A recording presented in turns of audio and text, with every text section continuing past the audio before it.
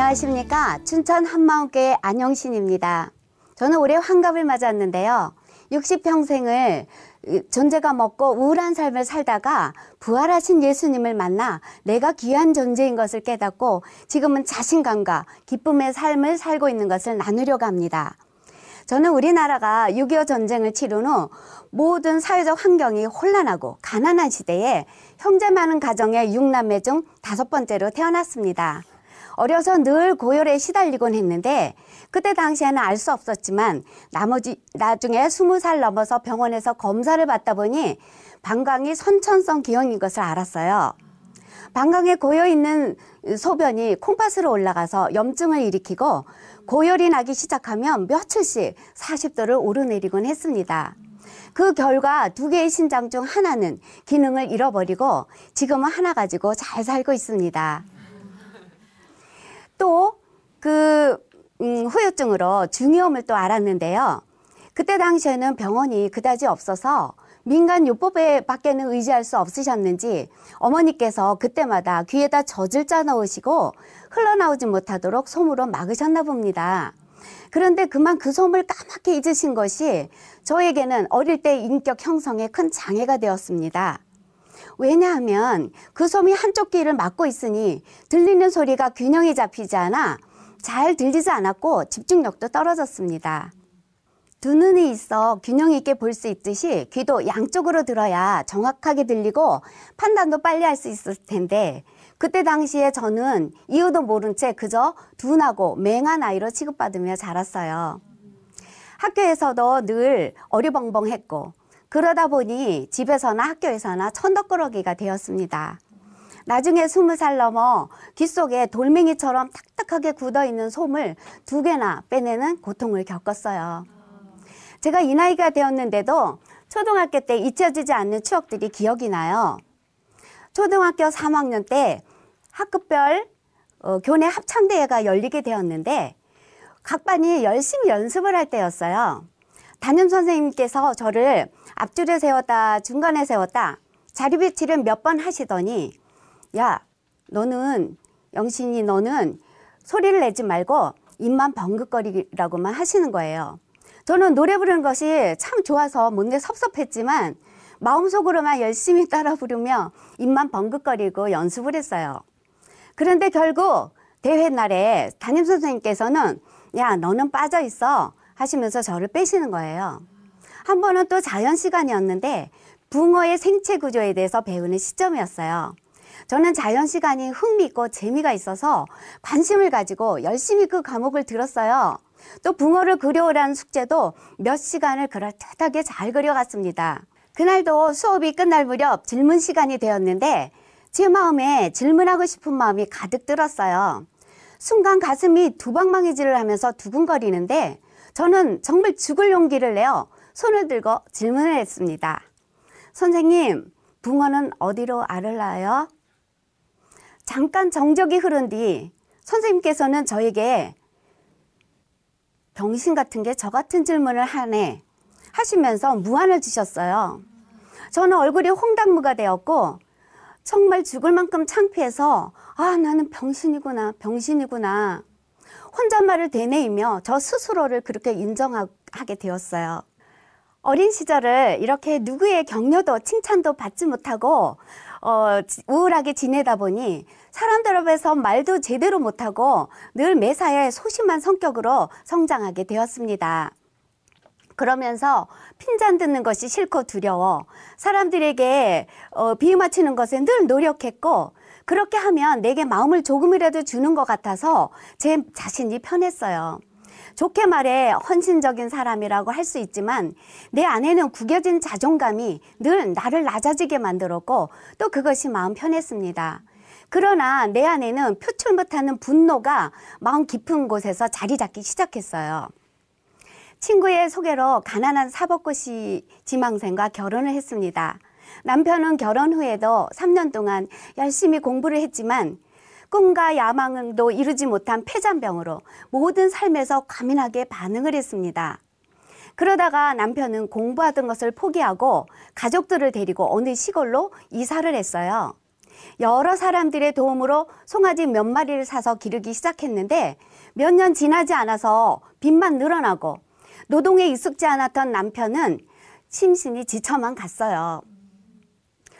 저는 존재감 없는 소심함으로, 남편은 세상의 패배자로 가난하고 힘겨운 삶이 너무나도 견디기 힘들었어요. 그 상황에서 제 성격은 더 강팍해져 갔고 분을 잘 내고 민감한 내 자신에 늘 자책을 일삼았지요. 그러면서 친구가 부러웠고 이웃이 부러웠고 부자가 부러웠습니다. 어느 날인가 그때에도 신장에 염증이 일어나 고열에 시달리면서도 콩밭에 풀을 메고 있었는데 비도 오지 않는 하늘에서 번쩍하더니 낮은 소리로 우르릉 하고 울리는 거예요. 그때 저는 하늘을 보게 되었고 막연하게 나도 모르게 기도를 하게 되었습니다. 하나님이 존재하고 하늘에 살아계시면 이 가난에서 제발 벗어나게 해주세요. 한 번만 저에게 복을 내려주세요. 간절히 기도하며 한없이 울었던 기억이 납니다. 그때 그 기도를 하나님께서 들으셨는지 저희에게 식당을 할 수 있는 기회를 주셨어요. 주변에 골프장이 생기기 시작하면서 우사와 살던 집을 개조해서 조그맣게 음식 장사를 하기 시작했습니다. 어느 누가 보아도 장사가 절대로 되지 않을 것 같은 여건과 조건이었는데 지성이면 감천이라고 밤낮을 가리지 않고 정말 정성껏 열심히 손님을 대하니 가게는 날로 번창했고 빚도 3년 만에 다 갚고 살림살이도 살만해졌습니다. 매년 돈이 조금씩 모아지면 집을 늘리고 또 조경도 하여 정말 어설프게 시작했던 그 가게가 제법 자리를 잡고 규모가 커지게 되었습니다. 작은 아이도 미국으로 유학을 보내기도 하고 돈이면 안 될 것이 없음을 확신하며 모든 게 다 잘 되는 것 같았어요. 돈이 벌리고 가난이 해결되자 교만함이 고개를 들기 시작하면서 내 안에 꽁꽁 숨겨둔 열등감을 돈으로 채우려고 했고 사람들에게 마음을 사서 인정받고 싶은 생각도 있었고 또 사람들에게 소외받았던 모든 것을 돈으로 해결하려고 했습니다.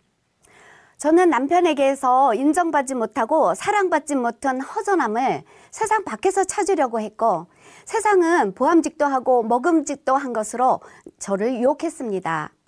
그러면서 술을 먹게 되고 기가가 늦는 날이 많아지면서 우리 가정은 늘 지옥과 같은 전쟁이었어요.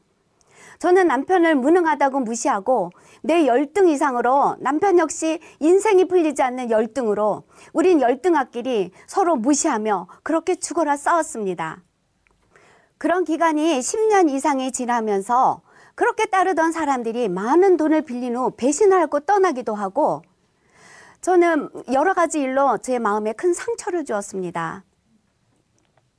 저는 마음이 너무나 지치고 인간에 대한 상실감으로 늘 우울증에 시달리게 되었고 잠을 제대로 이룰 수가 없었어요. 내 마음속에는 더 큰 분노와 저주와 좌절과 원망이 가득 찼고 내 자신을 자학하며 이 세상사가 다 속고 속이는 아기 같아 세상을 떠나고만 싶었습니다. 아파트 베란다에 서서 한없이 아래를 내려다보며 언젠가는 죽을 거라는 생각이 가득하였죠. 딸아이는 그런 내 마음을 읽기라도 했는지 늘 내 곁을 지켜주었고 눈물로 기도를 많이 하는 것 같았습니다. 그러던 중 딸아이가 공부를 하러 미국으로 떠났고 한 3년이 지나다 보니 너무나 외로워서 다시 들어오라고 전화로 계속 종용하고 있었는데 그때마다 딸은 예수님이 부활하셨다.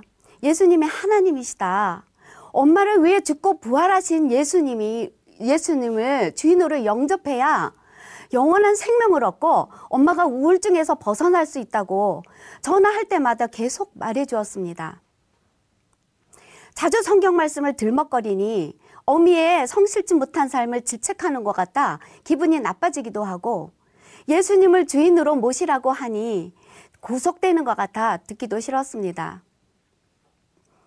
딸아이가 반복하여 말하는 소리가 마음에 와 닿지도 않고 은근히 기분이 나빠지며 이상하게 화가 치밀어 오르는 거예요. 자꾸만 아이가 싫어지고 전화 받는 것도 싫어지며 이제 자식마저도 나를 버리는 것 같아 마음이 너무나 아팠습니다.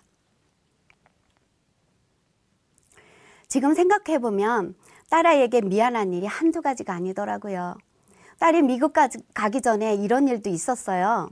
한 번은 퇴근해서 집에 들어왔는데 울면서 기도해서 눈이 퉁퉁 부어가지고 자기 방에서 나온 딸의 모습을 보는 순간 말할 수 없는 짜증과 분노가 올라와 소리치며 핍박을 하곤 했었어요. 그때 딸의 기도는 엄마가 예수님을 믿고 기쁘게 살며 우리 가정에 평화가 임하게 해달라는 기도를 10년 이상을 했다는 얘기를 나중에 들었습니다. 전에는 복음을 전하지 않던 아이가 자꾸만 복음을 전하는 겁니다. 이제는 하다 안 되니 아이까지 이상하게 변했고 나는 정말 되는 일이 없구나 하는 생각으로 가슴이 먹먹해지고 조급함이 밀려 올라와 도대체 이 딸아이가 다니는 교회가 어떤 교회인지 한번 찾아가 보고 싶었습니다. 찾아간 저를 딸의 작은 교회 일꾼이 맞아주셨고 춘천 닭갈비를 사주시면서 똑같은 복음을 계속 말해주었습니다. 도대체 이게 무슨 말인가? 집으로 돌아와 일상을 살면서도 딸과 그 자매님이 했던 똑같은 복음이 자꾸만 생각이 나면서 궁금증이 생기기 시작하는 거예요. 그래서 다시 한번 찾아가 보고 싶은 생각에 겨울 수련회에 참가하게 되었습니다. 수련회를 시작하기 전에 한 자매님과 말씀을 나누었는데요.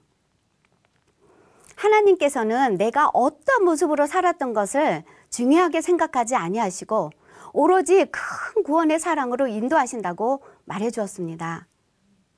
예수를 죽은 자 가운데서 살리신 것으로 모든 사람에게 믿을 만한 증거를 주셨다는 말씀을 통해 성령님께서 제 굳은 마음을 흔들기 시작하셨습니다. 십자가에 달려 죽으신 예수님의 사랑으로 내가 제사받았다는 것은 알고 있었어요. 그런데 그것이 실제로 느껴지지 않았고 또 믿어지지 않았었는데 그 죽었던 예수님이 부활하셨기 때문에 또 영원히 살아계신 것을 확신할 수 있고 그 증거를 통해 믿는다는 겁니다. 그때 저는 무언가 깨달아지기 시작하면서 막연히 알고 있던 하나님의 존재가 새롭게 느껴지기 시작했습니다. 또 우리의 믿음은 내 마음 중심에 내가 주인 되는 것이 아니라 예수님이 주인 되어 주신다는 것을 믿는 거라는 것도 깨달아졌어요. 사람이 살면서 삶에 대한 염려를 내려놓는다는 것이 쉬운 일은 아닌데 예수님이 주인 되어 주신다면 가능할 것도 같더라고요. 그분은 전능자시니까요.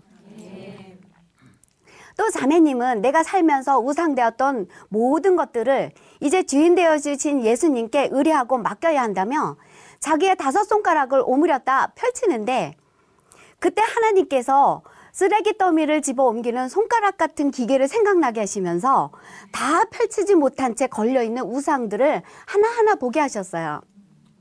자식, 세상 낙, 인간관계, 내 자신, 돈도 보이더라고요. 그때 이 말씀을 듣는데 제 마음에서 엄청난 덩어리 같은 것이 밀려 올라오더니 한없는 눈물이 쏟아져 나왔습니다. 성령님께서 지치고 병든 내 마음을 위로하시는 놀라운 순간이었어요. 마음 저 밑바닥에 굳어있던 단단한 것들이 다 빠져나올 만큼 눈물이 그치지 않았습니다. 하나님 아버지의 마음을 외면하고 그 목숨을 내어준 사랑을 모르고 썩어질 우상들로 내 마음을 가득 채웠고 죽을 육신을 위해 살았습니다. 용서해 주세요. 용서해 주세요. 하는 고백이 마음 깊은 곳에서 올라와 저는 회개를 하고 모든 것을 내려놓게 되었습니다. 내 자신을 사랑하지 못하고 열등의식을 감추기 위해 더 강팍하고 완악하고 거짓이 가득했던 내 마음의 사랑에 메말라 가족에게 또 다른 사람에게 드러나게 상처를 주고 마음 아프게 했던 모든 것들이 다 회개가 되었습니다. 나를 사랑하사 자기를 내어준 예수님이 내 주인이라고 하니 너무나 감사하고 세상에 태어나 처음 느껴보는 사랑이 마음이 녹는 것 같았습니다. 내 열등의식에 벗어나지 못한 내 삶이 환한 빛을 보는 순간이었어요. 나 같은 존재를 위해 누가 죽을 수 있는가?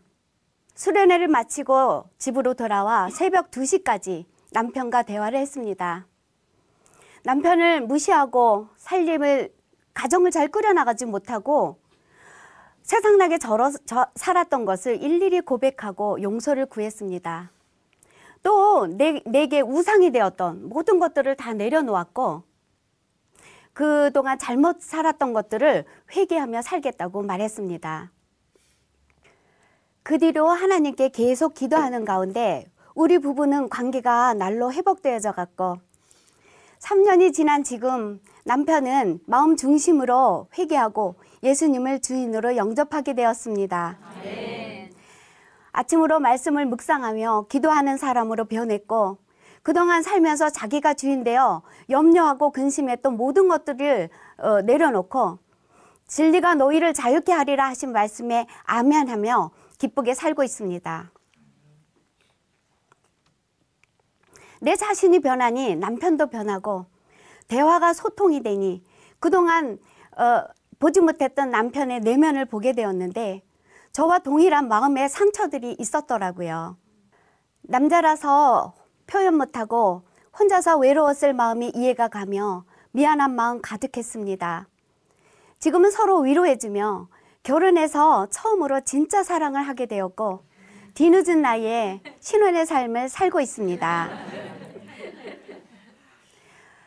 그리고 나머지 여생을 주를 위해서 살기로 약속도 했어요.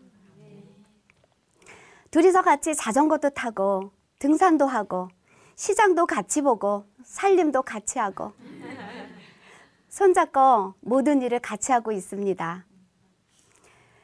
하나님께서는 또 그 식당을 통해서 한 가정을 살리길 원하시는 마음을 주셔서 그동안 식자재를 납품하시던 분에게 좋은 조건으로 물려주어 운영하게 하였습니다. 그 부부도 교회에 등록하여 신앙생활을 시작하셨고 또 그 식당에서 예배를 드리기도 하고 작은 교회를 함께하는 귀한 지체가 되었습니다. 하나님께서는 사람과의 관계에서 원수 맺지 말라고 하셨기에 옛사람일 때 상처 주었던 사람들을 일일이 만나 용서를 구하고 또 복음을 전하고 있습니다. 딸아이도 귀국하여 작은 교회 일꾼으로 지체들을 양육하며 학교에서 어린아이들에게 영어를 가르치는 일을 하면서 또 복음을 전하고 있습니다. 제가 전도를 할 때는 또 옆에서 든든하게 지원군 역할을 해주기도 하고요. 말씀 교제로 시간 가는 줄 모르고 수다를 떨며 이제는 떨어질래야 떨어질 수 없는 제일 친한 친구가 되어 있습니다. 또 딸과 함께 암 투병 중인 제 후배에게 찾아가서 말씀으로 양육하고 또 그 병원에 있는 환자분들에게도 복음을 전하고 있습니다. 엄마를 위해서 오랜 시간 기도한 딸의 간절한 기도를 하나님께서 버리지 아니하시고 응답해 주신 하나님께 감사를 드리고 있습니다. 아침을 깨우고 하나님과 소통하며 또 하나님의 마음이 알아지니 감사하고 내 안에 기쁨이 가득하니 제 얼굴이 완전히 변하였다고 무슨 좋은 일이 있냐고 사람들이 물어보곤 합니다. 제 간증을 통하여 예수님을 알지 못하고 자신감 없고 존재감 없는 우울한 삶을 살고 있는 모든 이들에게 평강의 왕이신 예수님이 소망되길 기도합니다. 고맙습니다.